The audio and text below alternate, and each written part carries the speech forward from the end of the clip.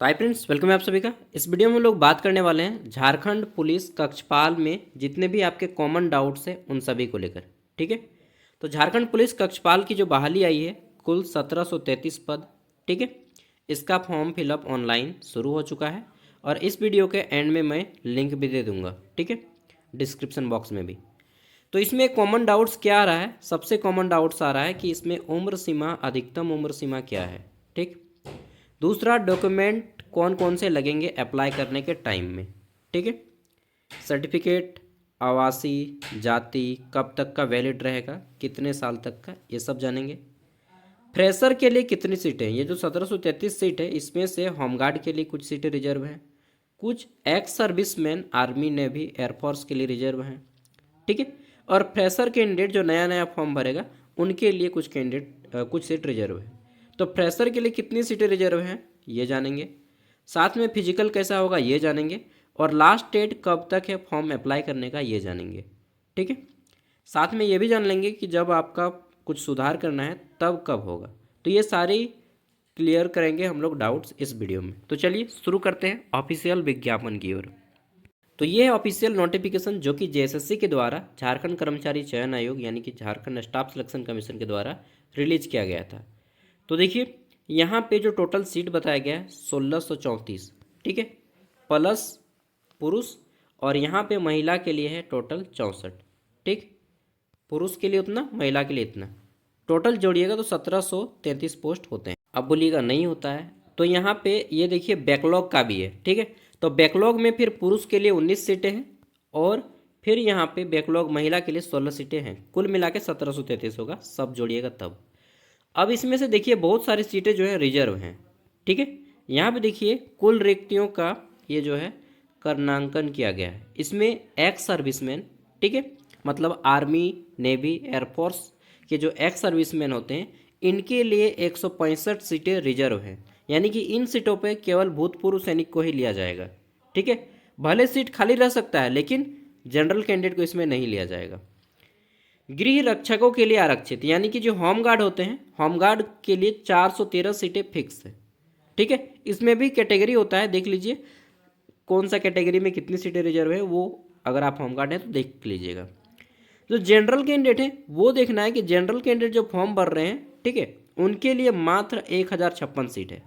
Only 1056 seat जो है general candidate के लिए है। जनरल मतलब फ्रेशर कैंडिडेट जो नए कैंडिडेट फॉर्म भर रहे हैं।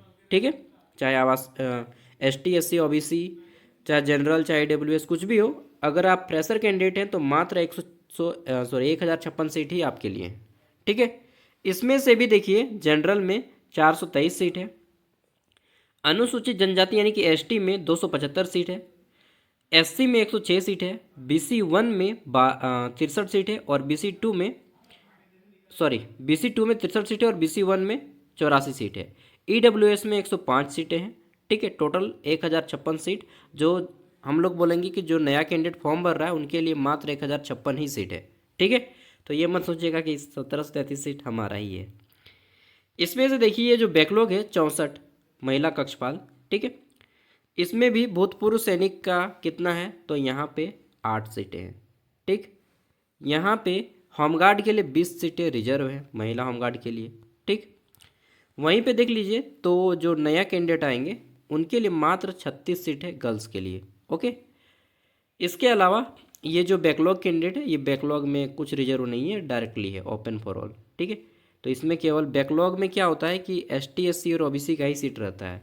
बैकलॉग में 19 सीटें हैं। बैकलॉग मतलब होता है कि रिजर्वेटिंग कैटेगरी के लिए 19 सीट रिजर्व है और महिला में 16 सीट रिजर्व है। ओके, तो ये हमने देख लिया कि फ्रेशर कैंडिडेट का सीट कितना है। अब हम लोग चलते हैं एज की, एज मैक्सिमम कितना इसमें मांगा गया है। ये भी देख लीजिए कि ये जो जॉब है कौन सा ग्रेड का है, तो ये पे लेवल 2 का जॉब है। ठीक है, लेवल 2 का 10th पास लेवल 2 का जॉब है, जिसमें आपको 19,900 से लेकर के 63,200 के बीच में बेसिक सैलरी रहेगा। साथ में आपका DA रहेगा 50%, HRA रहता है वो अकॉर्डिंग टू सिटी। ठीक है, हाउस रेंट, इसके अलावा TA रहता है, अगर आप ट्रेवल करते तो ट्रेवलिंग अलाउंसेस रहते हैं। ठीक है, ग्रॉस सैलरी लगभग 40,000 प्लस बनेगा। ठीक है, चलिए अब यहाँ पे नेक्स्ट हम लोग एज वाला देखने वाले थे। अच्छा, हाइट को देख लेते हैं। हाइट कितना मांगा जाएगा? तो हाइट 160 सेंटीमीटर किसके लिए? तो जनरल EWS, ठीक है, एंड OBC कैंडिडेट के लिए 160 सेंटीमीटर। चेस्ट 81 सेंटीमीटर, 81 सेंटीमीटर सीना छाती होना चाहिए। वहीं पे ST/SC कैंडिडेट का 155 सेंटीमीटर हाइट मांगा जाएगा, ठीक है। चेस्ट जो है 79 सेंटीमीटर, केवल पुरुष के लिए, महिला के लिए नहीं, ठीक है। महिला आप किसी भी कैटेगरी के हों, चाहे आप जनरल हो, ST हो, SC हो, OBC हो, EWS हो, डजेंट मैटर। महिला अगर आप हैं तो केवल आपकी हाइट मात्र 148 सेंटीमीटर रहेगा। दैट मीन्स 4 फुट 10 इंच की अगर आप हैं, ठीक है, किसी भी कैटेगरी से, तो आप फॉर्म को भर सकती हैं। चेस्ट, महिलाओं का चेस्ट नहीं मेजर किया जाता है, ठीक है। शारीरिक दक्षता, दौड़ कितनी होगी? तो देखिए यहाँ पे दौड़ की बात की जा रही है। इसमें जो है पुरुषों के लिए दौड़ अलग है, महिलाओं के लिए दौड़ का टाइमिंग अलग है। दौड़ दोनों का सेम रहेगा। 1600 मीटर का रेस करवाया जाएगा, 1600 मीटर का एक गोल चक्कर रहेगा या फिर रोड पे, दोनों में से कोई एक, ठीक है। तो दौड़ जो रहेगा आपका यहाँ पे 6 मिनट में पुरुष उम्मीदवार को कंप्लीट करना होगा आपको अपना दौड़। वहीं 10 मिनट में महिलाओं को अपना जो है दौड़ कंप्लीट करना होगा, ठीक है। और इसमें कोई चांस नहीं दिया जाएगा, इस बात को भी ध्यान रखिएगा। और ये दौड़ कब होगा? तो शारीरिक दक्षता परीक्षा के अंतर्गत निम्नलिखित निर्धारित मानदंड जो है दौड़ आयोजित की जाएगी। दौड़ पहले होगा या एग्जाम पहले होगा, इस बात को हम लोग लास्ट में क्लियर करेंगे कि पहले दौड़ होगा या पहले एग्जाम होगा, ठीक है। हम लोग जान लेते हैं कि एज लिमिट, आयु सीमा क्या है। ओके, देखिए एज लिमिट की अगर बात करें तो यहाँ पे आयु सीमा, उम्र सीमा की गणना जो है 1 अगस्त 2025 के आधार पर की जाएगी, ऐसा बोला गया है, ठीक है। आयु सीमा की गणना किसके आधार पर की जाएगी? 1 अगस्त 2025 के आधार पे। न्यूनतम उम्र 18 वर्ष और अधिकतम उम्र देखिए यहाँ पे, देखिए बोला गया है कि जनरल कैटेगरी के लिए 25 वर्ष, ठीक, और अगर होमगार्ड हैं तो 30 साल, गृह रक्षक के लिए 30 वर्ष, भूतपूर्व सैनिक एक्स सर्विसमैन के लिए 45 ईयर, ठीक। और यहाँ पे सहायक पुलिस जो यानी कि असिस्टेंट पुलिस है उनके लिए 35 साल रखा गया है, ठीक। यहीं पे देख लेते हैं OBC कैंडिडेट के लिए 27 साल रखा गया है उम्र। इसके अलावा गृह रक्षक के लिए 32 साल उम्र रखा गया है। भूतपूर्व सैनिक इसके लिए 45 साल उम्र रखा गया है और 37 वर्ष रखा गया है सहायक पुलिस के लिए, ठीक। EWS कैंडिडेट तो अनारक्षित और EWS मतलब जनरल और EWS कैंडिडेट के लिए, ठीक है। एवं यहाँ पे जो अत्यंत पिछड़ा वर्ग में आती हैं महिलाएं मतलब जनरल OBC महिलाओं के लिए, ठीक है। जनरल की हों चाहे EWS की हों चाहे OBC की महिला हों, आपका उम्र जो है 28 साल तक रखा गया है। अगर कोई होमगार्ड की महिला है तो 33 साल तक, और एक्स सर्विसमैन 45 ईयर और सहायक पुलिस का 38 साल। वहीं देख लेते हैं तो अनुसूचित जनजाति, अनुसूचित जाति, ठीक है, 30 साल तक। ओके, कितना साल तक? 30 साल तक। और ST/SC पुरुष या महिला कुछ भी हो आप, डजेंट मैटर, पुरुष के लिए भी 30 साल, महिला के लिए भी 30 साल। होमगार्ड में है पुरुष या महिला, ST या SC तो 35 साल तक, और भूतपूर्व सैनिक 45 साल तक, सहायक पुलिस 40 साल तक। दौड़ सबका सेम रहेगा, तो इतना एज होने के बाद दौड़ निकाल पाना बहुत ज़्यादा मुश्किल होगा, ठीक है, क्योंकि 1600 मीटर का रेस ना जनरली 25 साल से कम उम्र का ही लड़का निकाल पाता है। मैक्सिमम 90% कैंडिडेट फेल हो जाएंगे, ये बात आपको भी मालूम है। दौड़ आसान नहीं है, 6 मिनट में 1600 मीटर रेस करना सबके बस की बात नहीं होती है, ठीक है। चलिए आगे देख लेते हैं। एज को लेकर यहाँ पे कुछ जो है मांग चल रही है अभी, और देखिए क्या होता है, क्योंकि एज बोल रहे हैं कि 25 साल कम है जनरल कैंडिडेट के लिए। हाँ, 27 साल तक होना चाहिए, मुझे भी ऐसा ही लगता है कि 27 साल तक देनी चाहिए एज जनरल कैंडिडेट के लिए कम से कम। बाकी अगर वो दौड़ निकाल पाते हैं तो उनकी मर्जी। चलिए, हालांकि जो भी होगा हम आप तक ज़रूर बताएंगे इन फ्यूचर जो भी होगा। बात करते हैं कि निवासी प्रमाण पत्र में कब तक का हमारा काम देगा सर्टिफिकेट। तो देखिए यहाँ पे जो बोला गया है कि आरक्षण का दावा करने वाले सभी वर्ग के अभ्यर्थियों को कार्मिक प्रशासनिक, इतना लंबा चौड़ा नहीं, डायरेक्ट बताओ काम होगा या नहीं होगा? होगा। देखिए, अगर आप एसडीओ लेवल का बनाए हैं, कहाँ आपका एसडीओ, जिसको हम लोग बोलते हैं अनुमंडल पदाधिकारी, ठीक है। तो अगर आप एसडीओ लेवल का बनाए हैं और 2002 6 2016 मान के चलिए कि 2017 के बाद गया है ना, तब भी आपका काम दे देगा, ठीक है। और अगर आपका सीओ लेवल का सर्टिफिकेट है, सीओ लेवल से बनाए, जनरली लोग सीओ से ही बनाता है, तो 2019 के बाद का होना चाहिए, 19/7/2019 के बाद का होना चाहिए, ठीक है।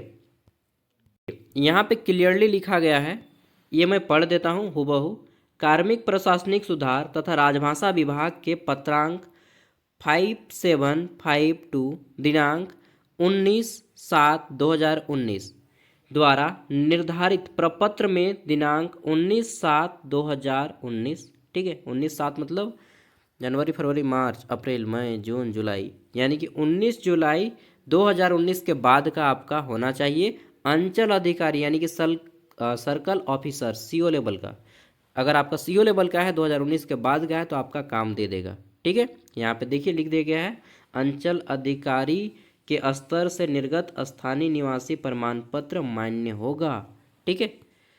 तो ये बोल दिया गया है, ठीक है। यानी कि सीओ लेवल का है 2019 के बाद का बनाए हैं, 19 जुलाई 2019 के बाद का, तब भी आपका काम दे देगा, ठीक है। एसडीओ लेवल का है तो 2 जून 2016 के बाद का बने हैं, तब भी आपका काम दे देगा। लेकिन यह मेरा पर्सनल राय है, this is my personal opinion to you, कि आप 1 साल पुराना हो तो ज़्यादा अच्छा रहेगा, ठीक है।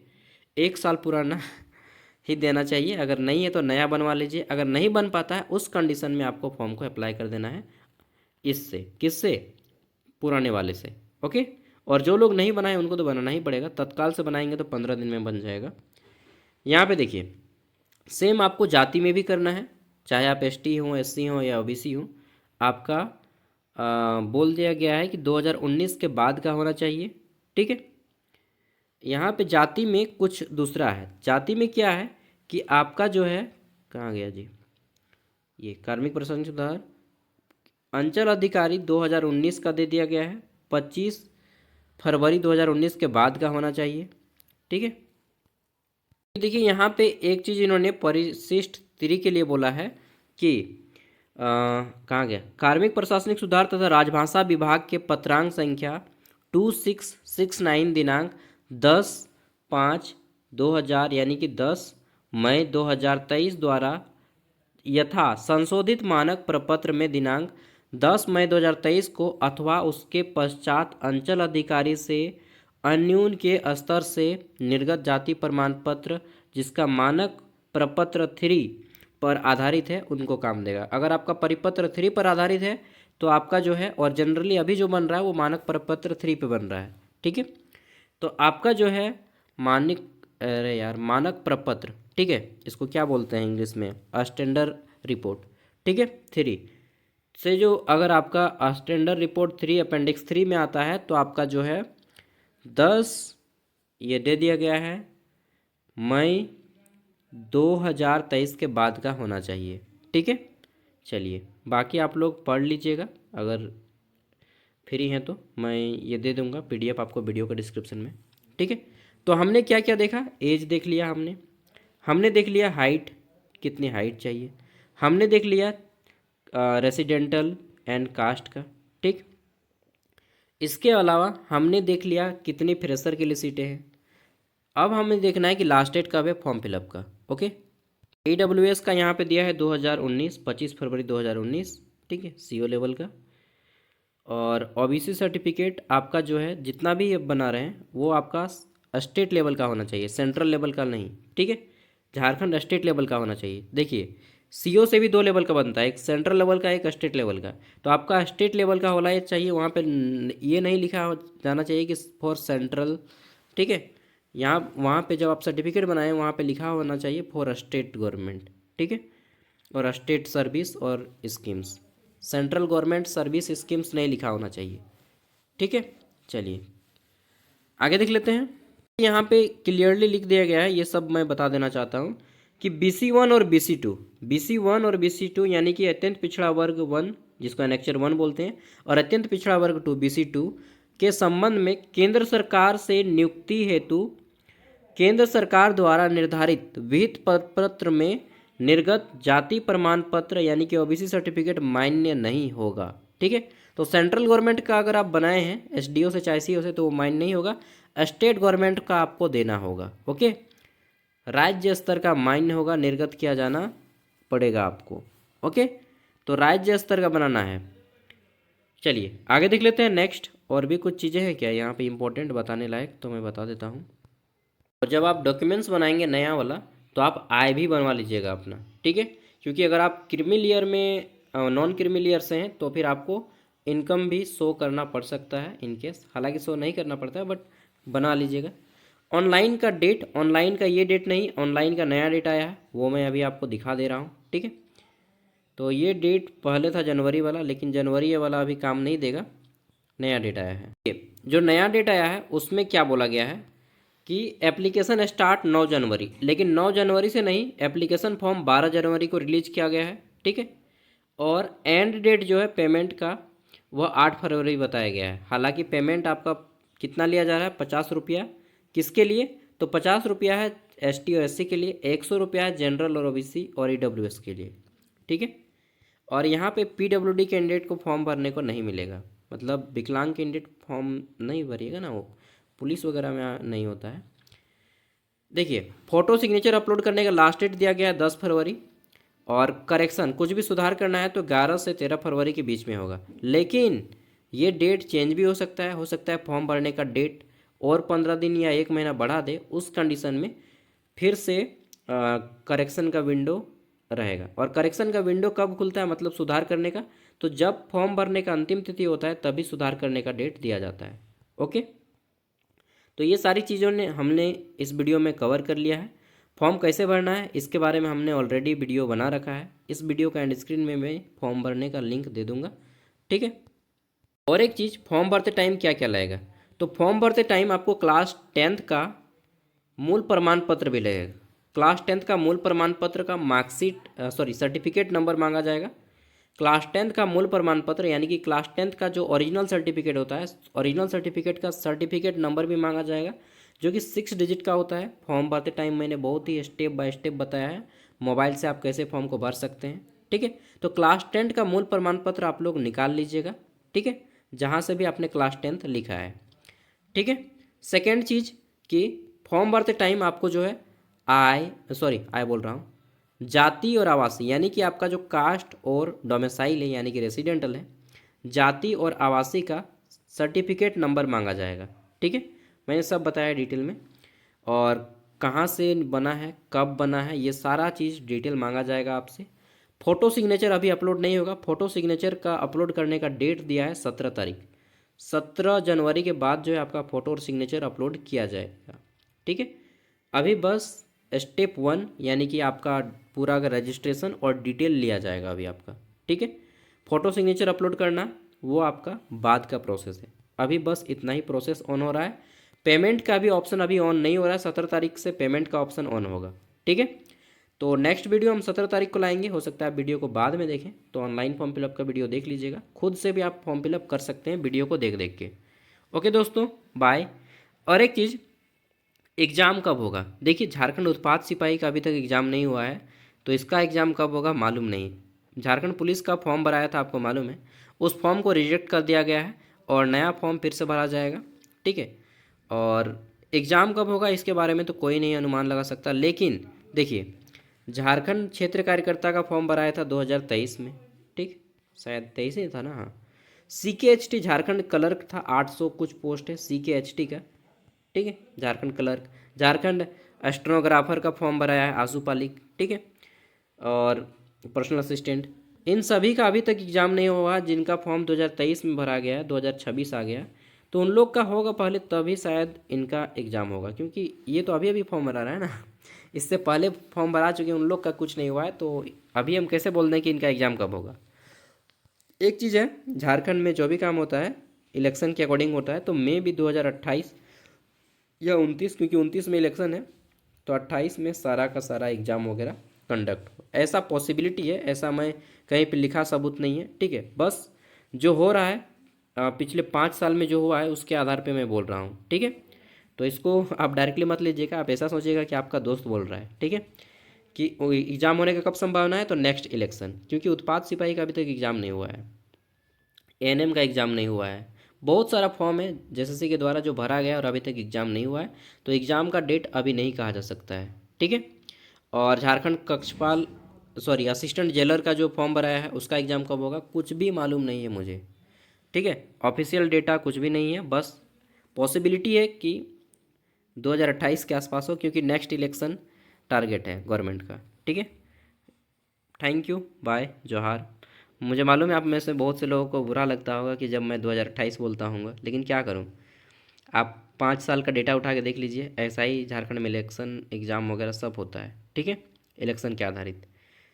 झारखंड टेक्निकल सीजीएल का फॉर्म भराया है 2023 में, उसका भी अभी तक एग्ज़ाम नहीं हुआ है। तो बहुत सारा एग्ज़ाम ऐसा है पेंडिंग है अभी। ओके, थैंक यू, बाय, जोहार, नमस्ते।